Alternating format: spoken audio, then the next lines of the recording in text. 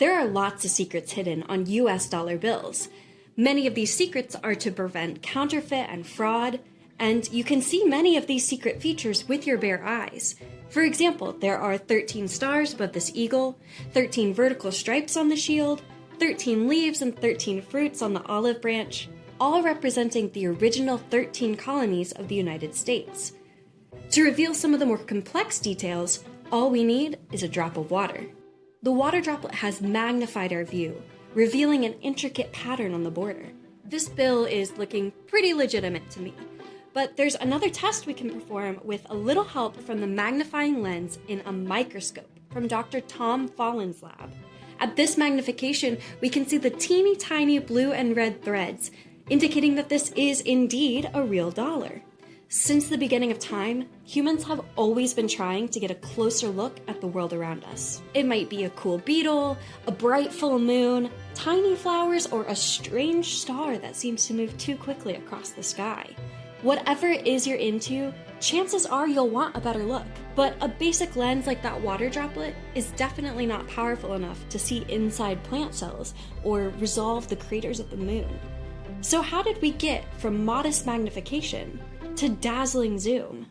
Lens technology has been refined throughout history by people working in photonics, the study of manipulating light. For thousands of years, people have been engineering with light. Even before they really knew what light was, they had discovered ways to bend it to their will.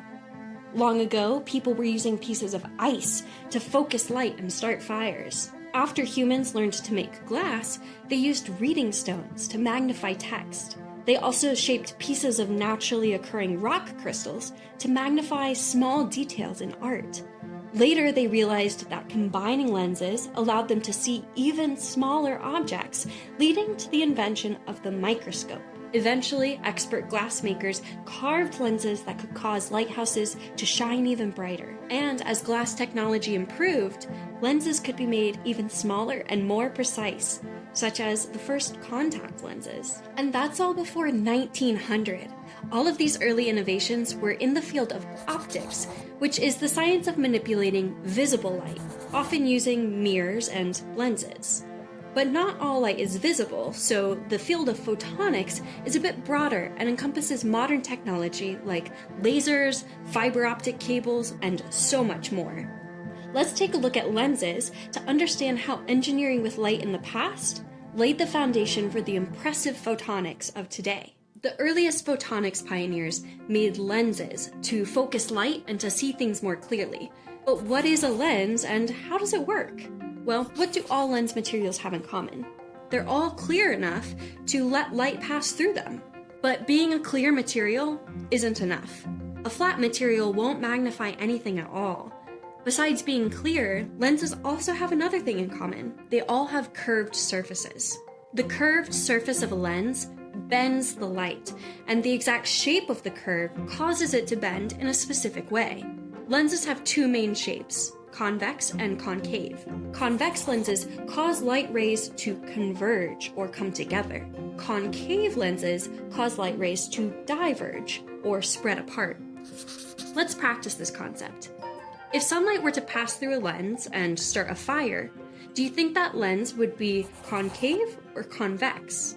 To get enough energy to start a fire, all the light rays need to be focused at a single point, meaning we should use a convex lens to converge the light rays. The point at which all of the light converges is called the focal point. Lenses were the first innovation in photonics, which makes sense because focusing light in a certain way is incredibly useful. Can you count how many lenses are around you right now?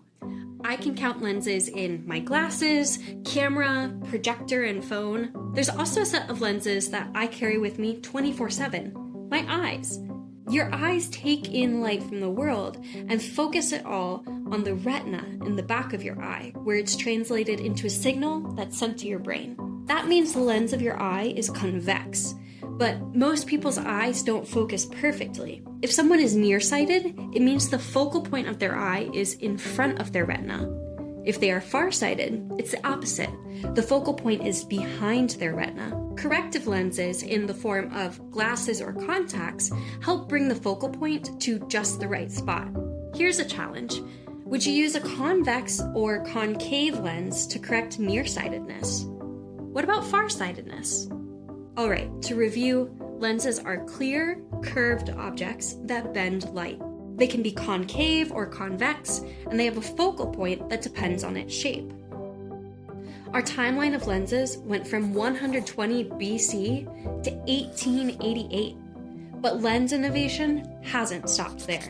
When we looked at the dollar bill through the water droplet, we were creating a lens out of water. We now know that by adjusting the shape of the lens, we can change the focal point or the magnification. This principle has been used to design innovative liquid lenses that are adjustable. Adjustable liquid lenses have already been tested in eyeglasses and in phone cameras. This just goes to show that unless we somehow run out of neat things to look at, lens technology innovation will never stop.